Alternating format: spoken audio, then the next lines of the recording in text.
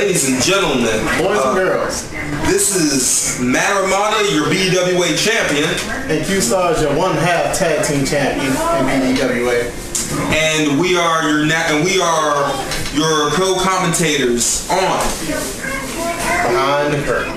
Behind the Curtain with two backyard wrestling experts, insiders. And right now, this show is going to be basically focused on talking about the inside look of backyard wrestling from the actual wrestler's point of view, from the guys who actually have to work with the other guys in the ring. We've had some volunteers for this show that we're actually going to elaborate on tonight. Also, ladies and gentlemen, just so that you know, we actually have a guest. We actually have a guest.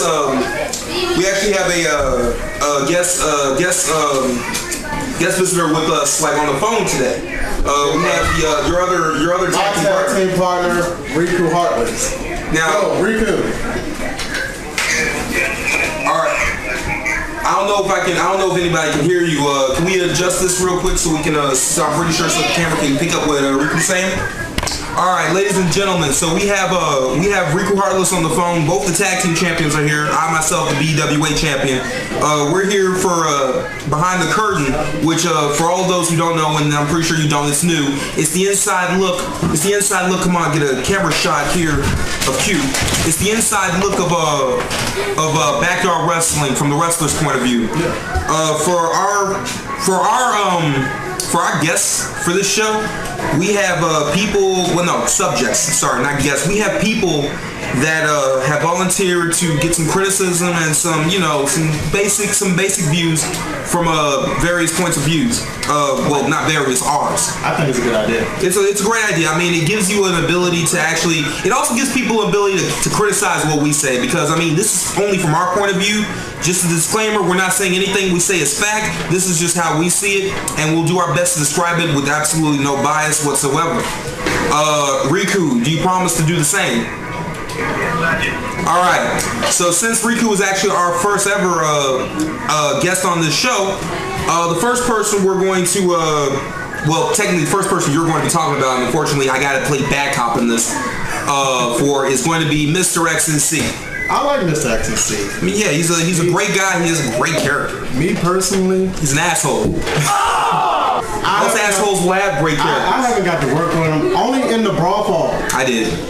I got to work with him on various occasions. And I'm gonna tell you how scary it was to look in his eyes at Brawl Fall. It's like he scary. Really wanted it. He had eyes. I thought he just had beads that he put on a shirt. I thought he had one of those buttons. That's because that you might have he thought it was a him. You might just have to wrestle him. Okay, so what? At Legacy. Mike, you forget Marcus Ruin is pretty good. Hey. Let's look at Marcus. I like his chances right now. He's kind of fueled up. And X&C ain't got his boom squad helping him. Let's think about this. Look at Marcus Ruin. Now look at Mr. X&C. X&C had help beating him.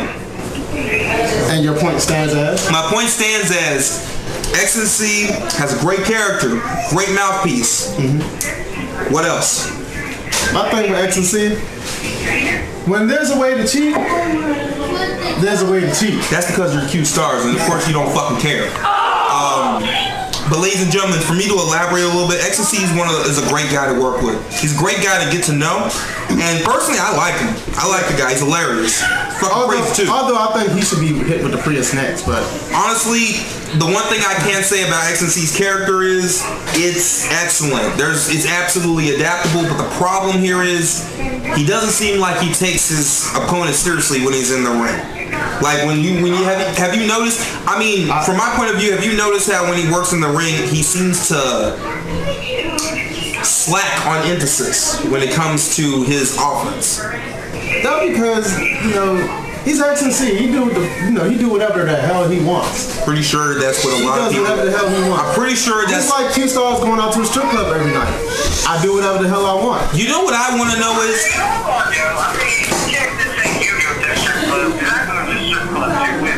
Okay, now one thing about this, Riku, both of you are talking about something completely irrelevant, and that's a fucking strip club. Strip club, come on, man. Everybody loves strip clubs.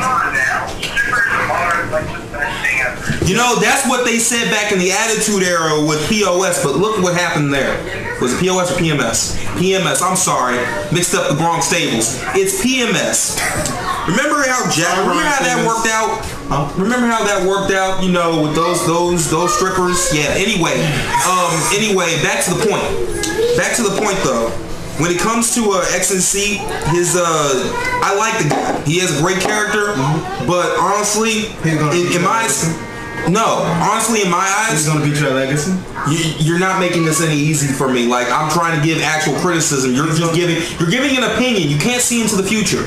When it comes to XNC, I see it too. I personally see a guy that can do so much more than what he chooses to do. That is my opinion of XNC. I believe he is purposely slacking on his actual abilities. I'm gonna give you why I say that he's gonna beat your legacy. Due to the fact that I'm gonna be honest with you, that's not the point here. The match, it reminds me of Mankind versus First off, the one thing era. that you're getting past is the fact that he hasn't even qualified for Legacy yet. He still has a match with Ruin. He has qualified because he's gonna beat Ruin. He's qualified because you're a fucking idiot. Okay. Anyway, just like you beating Roland Havoc, it's a mystery. First off, but here's the catch. Havoc. Nobody likes you. What are you talking about? Nobody likes you. No one likes Havoc. I like Havoc. You're a fucking idiot. He's a good friend. Didn't Havoc beat the fuck out of you? Although he kicked my ass. You like Havoc. That sounds like some jailbait shit if you ask me. Good friend though. You like the guy that beat the fuck out of you. Only a friend would beat the hell out of you. Fucking bitch. No, that's not true. Yes, it is. Anyway, I feel bad. Ladies and gentlemen, we're going to get Riku's point of view on this because he's the only one keeping his mouth shut and not spilling out stupidity. Riku, I need to get your opinion on XNC as a wrestler.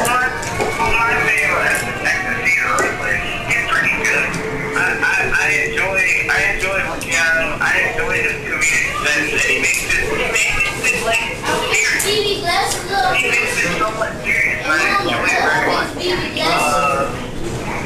XNC could have more of a crowd base. Other than that, his wrestling is pretty solid. Now, I'm kind of glad he got rid of the WK motif. Now I will take that into account. That's exactly what I'm taking into account. XNC has actually a very feasible offense. Yeah. The only problem I have with it is that he doesn't seem to put any real emotion into his offense to the point where, you know, not even the guy in the ring with him can get with it. That's my. I will say that I've had a previous experience of that. Yeah. Me and you both. We both been in matches with them, and that's what I've gathered. I haven't. Like when I'm in a raw poem, that's it. Like no. Again, there's no offense. This is how I look at it due to the fact that I am the type of person, you know, that I like emotion when I'm in my matches. But this as a closing statement for XNC, this is how I see him. I see him as a great guy with great potential that he just simply chooses not to use. Well, he uses the potential. Not as much. Not as much. He just don't force it on everybody. All right. That's how I look at it. But that's called not using it. If you don't impose your potential, you don't use it. But yeah, basically, forces it. But yeah, basically, that's my belief for XNC. I'm open to any comments. Like, we have to get to the next person. We have to get to the next person. Next person. The next person. You want to flip a coin for Kaiba or Bomber? Okay. Let's get the hardest. Let's get the easier one out the way first. Easier? Okay, Kaiba. Okay. Get the hardest. Easiest? You sure you want to get? Let's get the easiest one out the way because the hardest one they're going to sit here even longer. You know what? No, I think we should get. I think we probably need to get Bomber out of the way. Okay.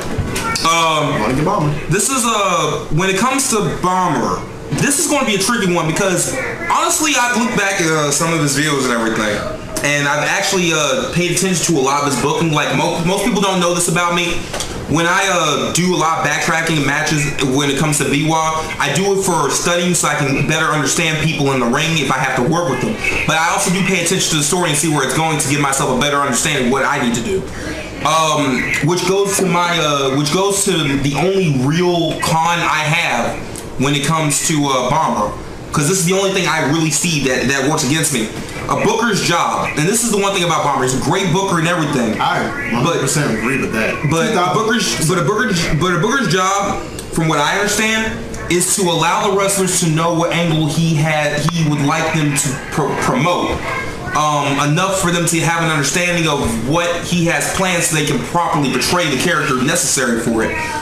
He has a habit of where he doesn't like people to know exactly what he's going to do, which is all right. It's okay not to know exactly what you have planned, but at the same time, if someone doesn't have an idea, of their role, like in your story, it's like asking Red to be the number 6 for a day. But Red has absolutely no fucking idea of how to get to that level. Because Red's a color, it's not a number. It's just indigenous. Literally, it is. It's not even indigenous. It's literally not even indigenous to itself. Me personally, I think that the book and everything is perfect. You know? I mean, yeah, like the booking is awesome. The one thing I can actually say about Bomber's booking is that it has a high level of adaptivity to any situation. Like, he is able to fill in for things even if it doesn't seem like it's going to make sense to everyone else. Exactly. He's able to utilize inactive talent when it is necessary for almost any freaking angle and fill in for like a large number of people. Ladies and gentlemen, we're going to have to take a short break. We'll continue this at a later date.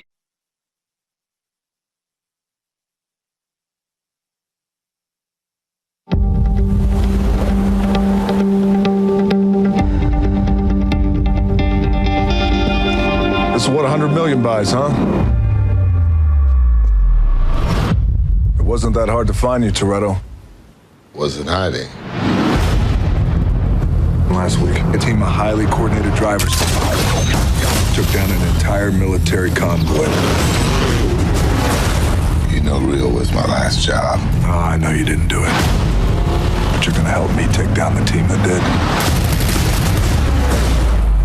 And why is that, Hobbs? Been chasing his crew across 12 countries. This was taken a week ago. It's impossible. I need your help, Dom. I need your team.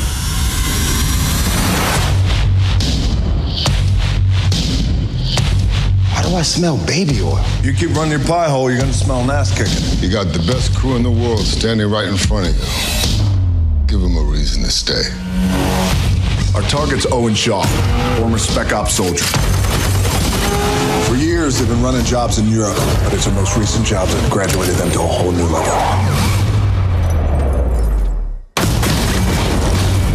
The loss of life is unthinkable.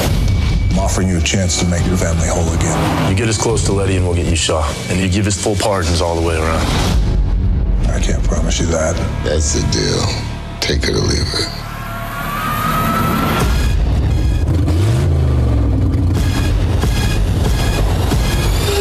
Ride or die. We're not dealing with cops, with drug dealers. I've never seen this before. It's a code you live by. It makes you predictable. In our line of work, predictable means vulnerable. I can reach out and break you whenever I want. You believe in ghosts?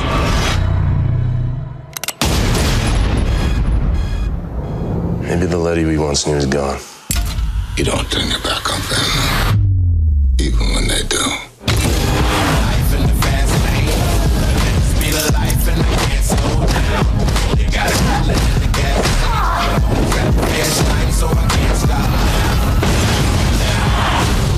Guys, they got a tank. Damn.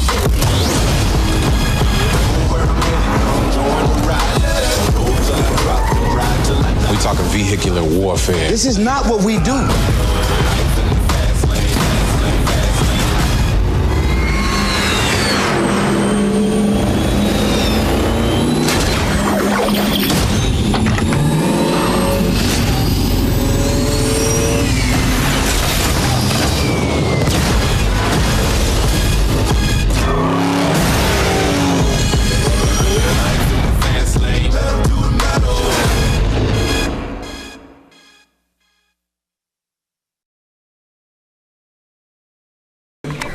Ladies and gentlemen, sorry for we had a small commercial break, just so we can get some things cleared up. For technical.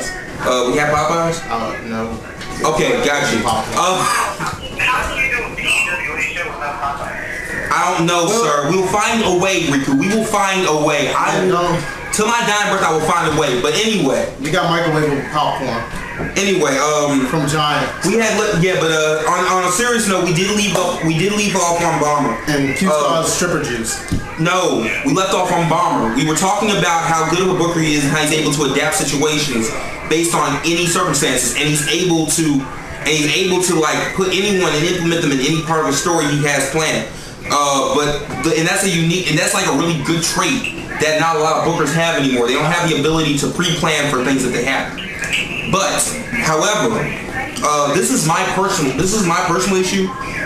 Personally, only because I've taken acting classes, I'm the type of person where if I look at my role in any story, I have to at least have an idea of what they want me to portray, of what they want me to do, and what line they want me to go, because otherwise I'm going to be lost. I don't really know. If I create a character that is not useful for their story, it's like I said, it's like the color red trying to be the number 6. It won't work. I get exactly what you're saying, man. I agree with you. Now, I've ever gone inside of a match or the storyline, for that matter, knowing what I'm supposed to portray. If I'm supposed to be a heel, I shouldn't be coming out, shaking hands with everybody. Yeah. If you're in a mid-card title match, that's not even the main event. You're not supposed to, have a celebration in the ring if other people have a match afterwards. If you have like a certain character you're supposed to portray as either a tweener or a heel, you have to stay within that character. You can't. Not always. Sometimes, you can celebrate. No. What I'm saying is, basically, if there is a role you are supposed to play, stay in that role and don't over or undersell it. Like, let's say your role is to be that of let's say you're supposed to be a face. Does it make sense to be flicking off children? Let's say your character in the booker's eyes is supposed to be a freaking superhero. Does it make sense to be Lex Luthor and go out fucking robbing people's houses? No, it doesn't. It just doesn't. Like, if no one has an idea of where their road is supposed to go, it's like they're in the dark. They're in the dark and they have to do what they can. Most of the time that means having absolutely no character at all. Which is a flaw I believe is true. I mean, I understand how Bomber doesn't like to let people know about exactly what he's trying to do, because he wants people to be surprised of his abilities. Which I mean, honestly, I can get with it. I do understand where Bomber's coming from, but at the same time, from wrestlers' point of view, we're actually walking eggshells. We're walking eggshells trying to fit this.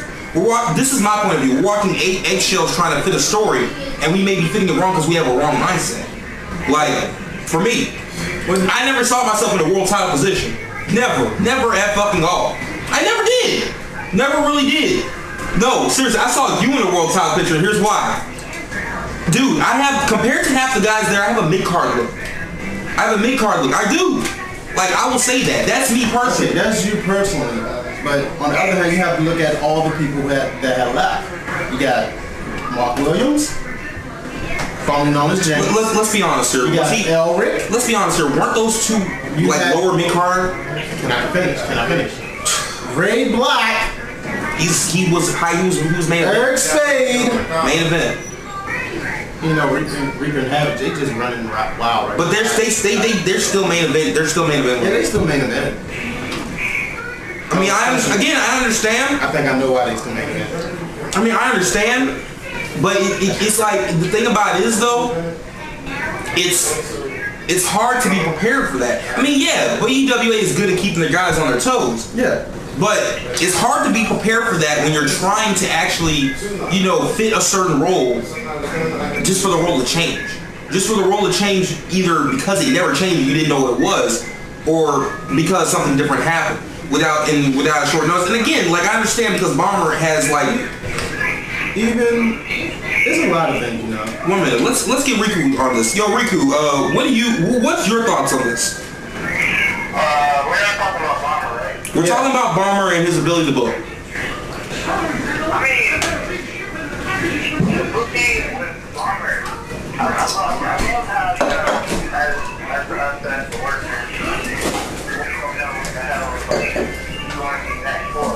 I mean,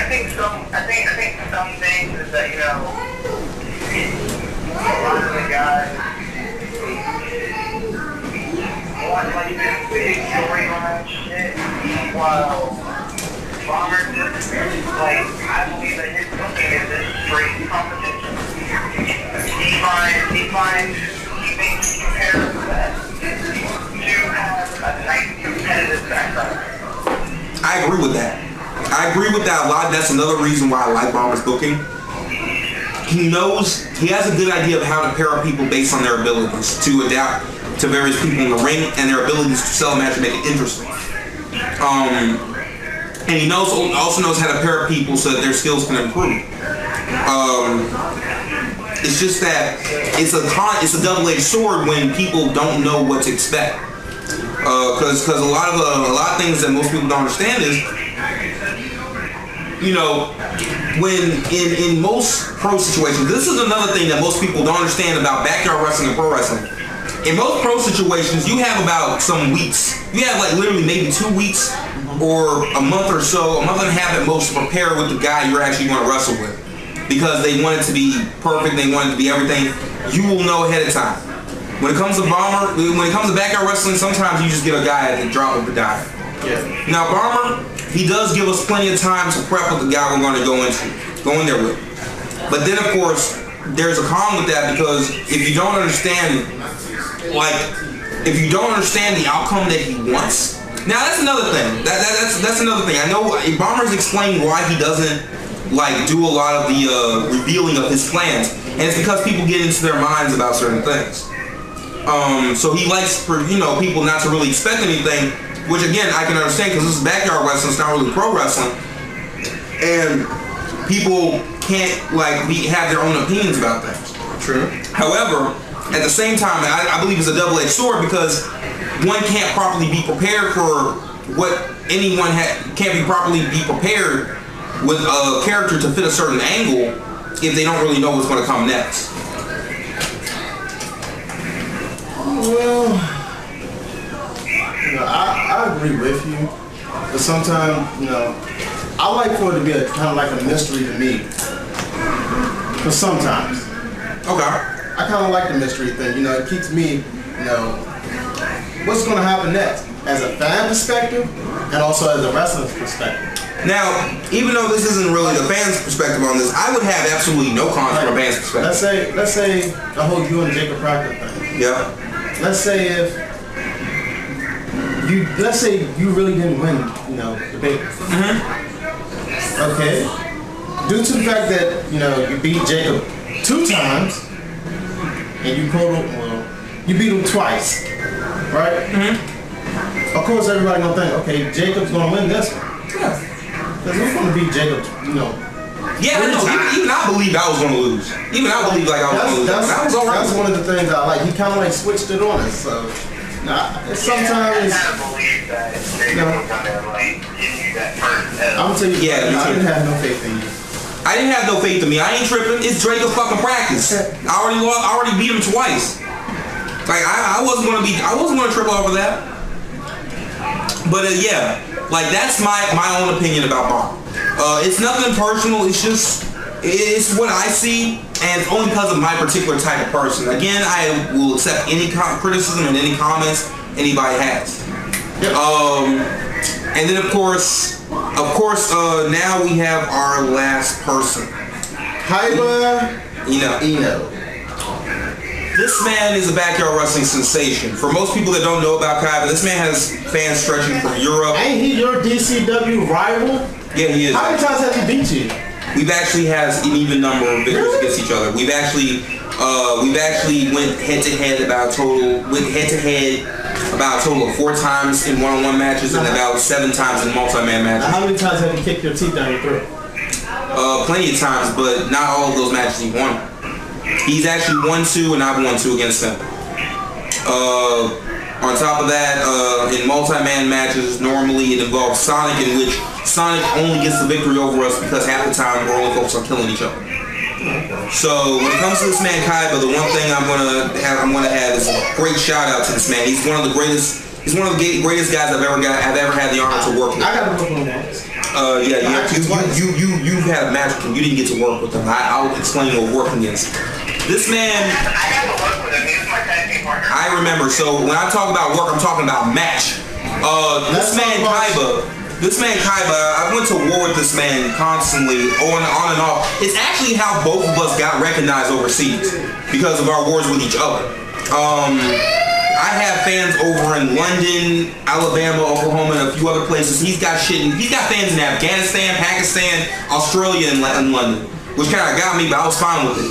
Basically, Afghanistan. Yeah, literally. We'll show you some of the messages they sent us. We also have fans over I believe in Pennsylvania and Delaware.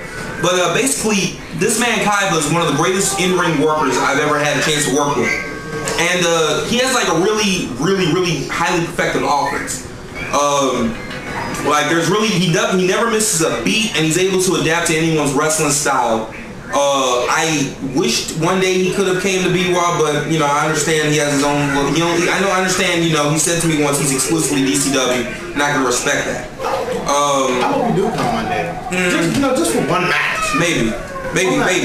But like at the same time, I can respect if he doesn't. Because everybody has their own opinions. But this is the one thing I will say about Kaiba. Of course, there's always guys. I'm pretty sure everybody has their vices. Including myself. Basically, the one thing I've noticed that Kaiba always had as a bit of a glass stepper is his anger. He's always it's very hard to know what the right moves are with him. I mean, he's gotten a lot better at controlling it, but in the beginning, I had to really tiptoe when I worked. His kicks felt like getting smacked with a cinder block. That's just stiffing. I mean, I got used to it after a while. Fuck yeah. It's not that bad. He knows. That was my first match. I just came from WWE at the time. I'm thinking shit was sweet. You never got the kicks like I. You never got the kicks like I got. It's like look. Kaiba has hit out of everyone in DCW, he's hitting me the hardest. You obviously the kicks I've taken to the face and the multiple kicks he's given to me, and the kicks I've taken to the face and the multiple kicks I've gotten to the body that he normally does, I've always taken them the hardest. Really? Yeah. Tell me more. How many matches have you went into with this man? I went in one singles match, and he was also in the Have you ever taken a pile driver on concrete? No. Shut the hell up. So yeah. Anyway, ready to die. I don't have a neck. Anyway, back to this man Kaiba. The only real flaw I see with this, because he's a great guy. Like he's a great guy to be around. Yeah, cool. I like being around. He just has a really strong spirit. But the only real thing that always got me, and it's probably something that's now a past issue that I can acknowledge. This is rage. Dude, just this rage. I don't want to witness that rage. It's like that's literally about it. Like that's literally like it hurts. It does. When he's if the kicks was being nice to me, imagine if he was. What he's going to do? If he kicks you hard, if he kicks you hard enough, that means he cares. But yeah, basically, Kaiba is a great guy. Otherwise, great in-ring worker. Yeah, I don't really have a damn thing bad to say about him besides from my personal experience of actually witnessing his rage, of actually witnessing his anger that he does a really good job of controlling. The first time I ever seen Kaiba in person was in a DCW show, and I remember throwing his elbow pad off, and it came like this fucking close to my face. As soon as I ducked, wham, right in the Raphael face. Makes sense. Yeah. That sounds about right. Raphael, don't worry, we'll have some good shit to say about you too. In fact, that's actually the surprise of this show. For everybody that didn't volunteer. Guess You're what? Get talked about any fucking way. You're now our subject, so congrats. We'll see us talking about you every day, and don't worry, we'll talk about ourselves too. Don't worry, I got a lot of shit to say about you. I can't wait to say about you. Nigga, you can go suck a dick. But yeah, basically, we got a lot of shit to say about all of you guys. Don't worry, we'll allow you to give your criticisms and everything. We're gonna talk. I know we're acting like a bunch of orphans right now. Oh sure, yeah, we're about to. Who else we gonna talk about? Look, we're gonna talk about DT Gray. We're going to talk about Black. Everybody is going to be on blast. Oh, I can't wait for this one to happen. Crucifix. Wait. If we're actually going to talk, Crucifix. If we're actually going to talk about that guy. Crucifix. Wait. If we're actually going to talk about that guy. Crucifix. If we're actually going to talk about that guy. We need to bring Henry Swank in. This is only fair. Oh God, no, Swank, no. Because I actually saw some. I actually was shown some videos by some people like recently, and apparently like a lot of Keith's guys had some good shit to say about DCW. Which is all right. They can have as much as they want to say. I mean, it's cool. I'm not saying anything bad about it's cool. anybody, but Hey, guys, that's not the fact. What's up? There's somebody nominated in the Hall of Fame. Anyways, the oh, yeah, it makes sense. I would like to say congratulations for being inducted into the BEWA Hall of Fame's Long Wolf. We got one of the BEWA hardcore. We got the pencil hardcore living with Riku Heartliss now. That's awesome. I like to say. So we got not only a hardcore icon, backyard hardcore icon, as well as a Hall of Famer for BEWA. Lone Wolf in the Hall of Fame. He's also living with the. We also have him living with the tag team, one half of the tag team champions. On top of that, we have two other inductees, I believe. No, three. Three others. Congratulations to Ray Black. Congratulations. The person they say is my daddy, but I would actually ask you to get a paternity test. You never know. You never know. I never. My daddy wasn't there. Anyway, but we got Eric Spade. Eric Spade. That is a nigga. I was kind of mad. That's a nigga. No. Yeah, he's a very, very, very ghost-like nigga. Do you know what you told me? There ain't no such thing as juice's drink. Yeah. No. Do you know what he told me? What? On my first day there, he said, "Yo, I'm thinking about this promo, right?" I'm like, "Yeah, what is it?" Okay, we go inside the church, and we take the holy water and make grape Kool-Aid. Hey, I can make some. I'm like, you know what? That's a good idea. Eric Spade, ladies and gentlemen, Eric Spade is officially black in a white man's body. That nigga black. And I think he does some Lil Wayne too. I'm not too sure. But yeah, there's Eric Spade. That's actually one man. Before we go on to the next one, that's actually one man I was very angry that I couldn't actually wrestle before though. It seems that we've lost our contact. That's actually one man that's very angry. That I'm very angry about that I never actually got to work with, due to the fact that he was a great worker, and that injury took a toll on him. I was actually very upset about it. I was very upset about it because I was really looking for a chance to work with him. But there was a move, ladies and gentlemen, for those who don't know, there was a move he did from like a certain distance onto one of his opponents, and apparently he had injured his Achilles tendon, and as a result, he was actually forced to retire. He was forced to retire and everything, and he can't wrestle anymore. They got the surgery done, he's repaired, but he's never going to wrestle again, and it really kind of got me. It got me a lot. We also had another wrestler like that. His name was Chris Craven. He's actually a great guy. Sorry about your guys' career. He's a multi-time champion. He was one of the founding stepping stones of BWA. He was really crucial to his creation. I think we should give them a round of applause right now. Of course, again, thank you both you guys for really helping to start the BWA and giving guys like us a chance, as well as you, Eric Spade. You really set the bar for innovative offense, as it was said, and I actually do. I humbly am sorry that you can't wrestle anymore, because I really was looking forward to a match with you. But other than that, we'll move on to the next topic. Yeah, we'll move on to the last person that was inducted that I know of right now. Black Hawk. Black Hawk was inducted into the Hall of Fame. Black Hawk is one of those guys that was also a really strong cornerstone for BWA, and he retired, I believe, after his last match with Damien Fatale. I think that was his last match. The ladder match. That's the only way I seen him. Any of his Black Hawk was one of those guys you could get behind whether you liked him or hated him. He was one of those guys. He was really. I heard a lot, and I seen that ladder match. Yeah, he was one of those guys. That was a ladder match. That nigga was crazy. He was legitimately fucking crazy, but I loved him every second of it. And I wish him the best in everything he's going to do, as well as for everyone else that's currently in the Hall of Fame. No one tried to pull an Edge now. Eric Spade did. But yes. Alright, ladies and gentlemen, that wraps it up for this session of Behind the Curtain.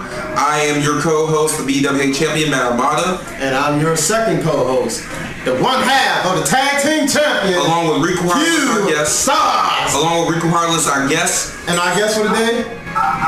be on pretty soon. Sorry, I have to be on the phone. It's fine. Also, it was a question of the day. We will have time for that on the next show. You can use that to start the next show. Ladies and gentlemen, enjoy your night. Thank you for joining us.